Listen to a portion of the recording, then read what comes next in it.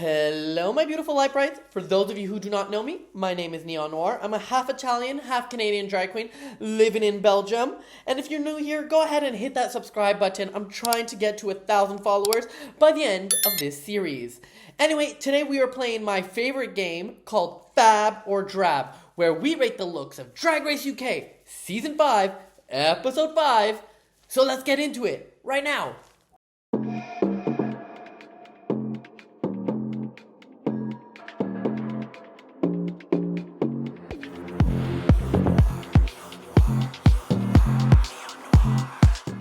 This week's theme is Mirror Mirror, where the queens give us their best reflective drag.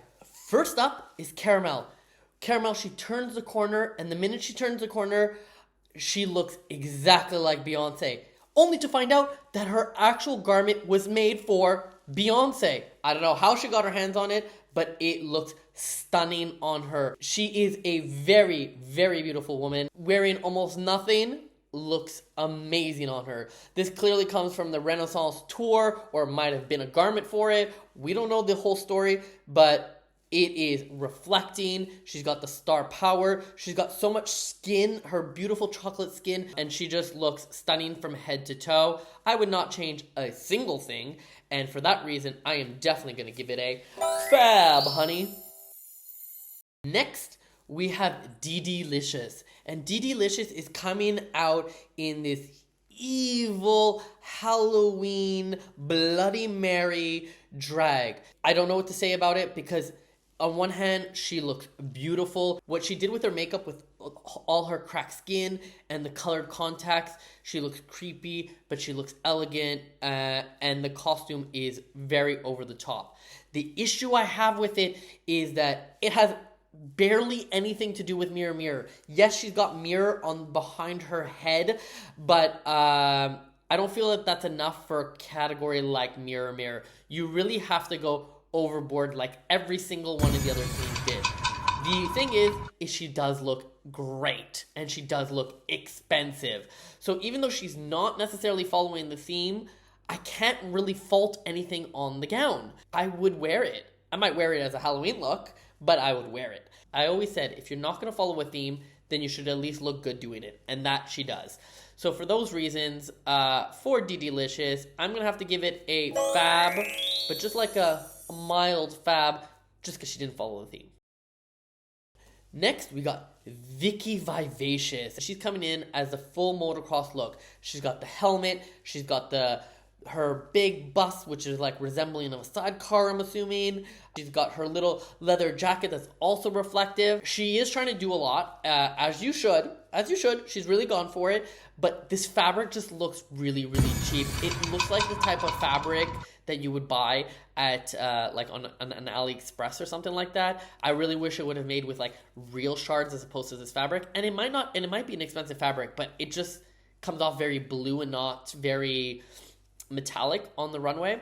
Then she's wearing this helmet, but because she's decided to put hair underneath the helmet just sticks up. So I would have wished that she would have either had hair and held the helmet, or she would have just put the full helmet on and maybe just did like one little piece of hair underneath it. But right now it just feels way too bulky for her head. And then of course she's got her little hip pads, which I don't get it.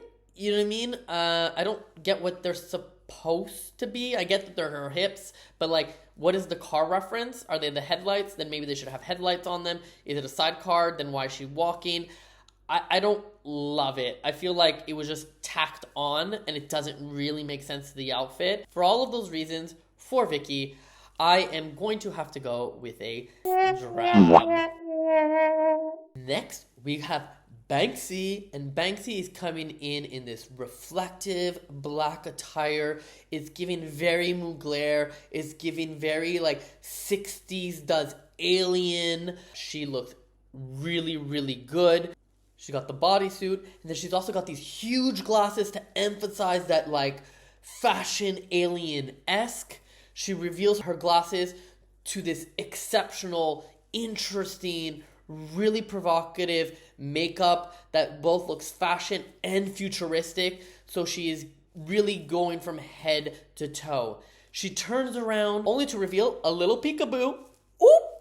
her butt. Overall, I will say for Banksie, she looked great. She knows how to do fashion. She knows her body. She knows what looks good on her. And this is definitely one of those outfits. I personally think I could have done without the butt peekaboo, only because it is so high fashion that I don't necessarily feel like you need it. And I probably would have done a glove just to make the arm more elongated. But even at that, these are like minute little details because everything else is so good. I'd wear it in a heartbeat and she looks fantastic wearing it. So for those reasons, with Banksie's, it's of course going to be a hot fab, honey. Next up, we have Tomara Thomas, and Tomara Thomas is serving sexy, editorial, robot, bombshell womana, and she looks great. She's selling the garment, doing this full robot walk. All the pieces look expensive, and everything is reflective super nicely. If there's one thing I would change, it's her hair. I know, listen. Her hair is stunning. Though I do love her hair and it looks expensive, it's got all the jewels in it and reflective, I see where she was going with it. I do think that something a little bit taller and more metallic would have helped. I'm just like, if that armor just continued up, like one piece would have just really brought it over the top, because I just feel like it ends at her neck and the look isn't complete from head to toe. It's complete from toe to neck. Though she looks extremely beautiful, even with that detail, I would say she is still a fab. Next, we got Kate Butch, and Kate Butch first comes out in this big cover, so you know a reveal is coming. But let's just start off with the cover. As a overall cover thing, I have many of them. You want to give something, and this is giving nothing. It is literally a giant blanket, and I've performed with the giant blanket, don't worry. If you're gonna do a cover up, then do something with it. I wish it would have been a whole other jacket, maybe. It would have been much better, and then she could have revealed to the garment. Right now, it feels like I'm waiting for it to open, and she walks almost half the runway without even opening it. So already, she's not off to the great foot. She finally opens her jacket to reveal to this dress. Now, on any other queen, I would immediately say this is a drab dress. But considering what Kate Butch has been giving us all season, this is the best she's looked. She does follow the theme to a certain degree. It feels more silver gray than it does mirror, but I do like the little pop of pink in her hair to complement, to give a different idea to it. If this was any other queen, I would definitely say drab. But for Kate Butch, this is the best she's looked, and so therefore I will give it a fab for her, not for anybody else.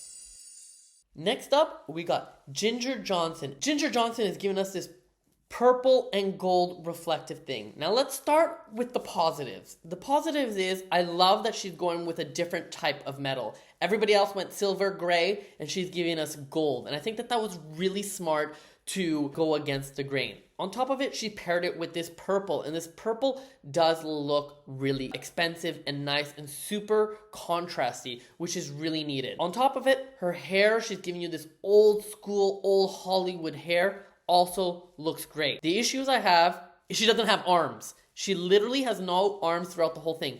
The whole time she was walking, I was waiting for her to give me some sort of reveal, and her hands would come up and something would happen, and it never did.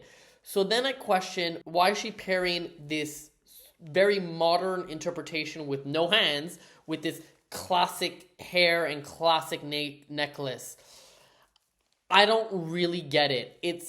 I think it's really dumb, to be honest. And some people might say dumb and genius. I'm just saying dumb and dumb. And for that reason, that's why I'm gonna have to give Ginger Johnson a drab.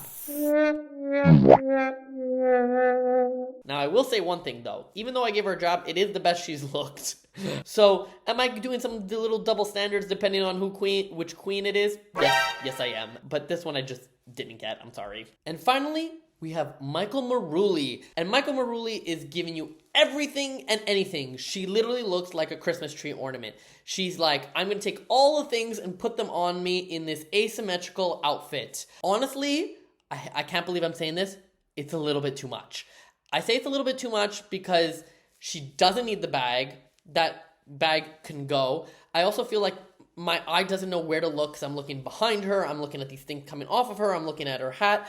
I think that if she just lost one thing, maybe two, would have made all the difference. And put some just like black or blonde hair, something a little bit more basic. Although I really love the headpiece, I think she needs just a little bit of contrast against everything else that sticks out because it kind of blends in.